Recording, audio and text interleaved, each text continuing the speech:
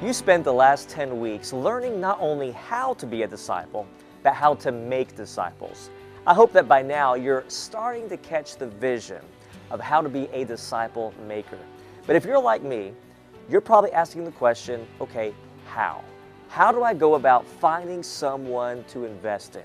I mean, does God expect me to go and knock on my neighbor's door and say, hey, would you like me to disciple you? No, it doesn't work that way. Jesus not only gave us the mandate to go and make disciples, but He also gave us the method to accomplish that. And the Bible calls that finding a person of peace. Now, I know that probably sounds a little strange to us today, so let me explain. When Jesus sent His disciples out in Matthew 10, Luke 9, and Luke 10, He gave His disciples these commands. He said, as you go, preach this message that the kingdom of heaven is near. Heal the sick, raise the dead, cleanse those who have leprosy, drive out demons.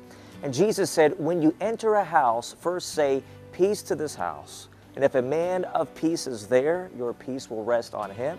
If not, it will return to you.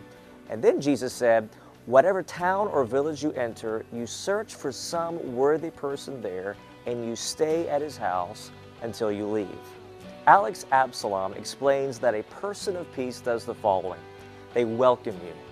They receive you. And although they may not realize it at first, they receive Jesus within you. They serve you.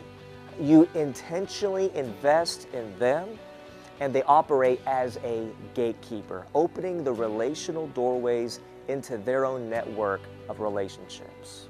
Alex summarizes it this way. He says, they like you and you like them. And that's sort of a paradigm shift in our thinking about discipleship, isn't it? It's not that difficult. It's not meant to be relational torture. It's an intentional developing of a friendship that is both fun and rewarding for both you and them. In Luke 10, Jesus teaches us that we need to spend our time reaching those with whom we connect well with, rather than trying to invest yourself in a place or a person where you're not welcome.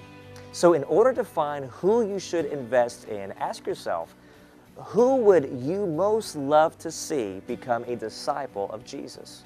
Who are you called to love intentionally? Who is your heart best shaped to reach for Jesus? And when God reveals to you who that person is, that's what accelerates your mission to make disciples.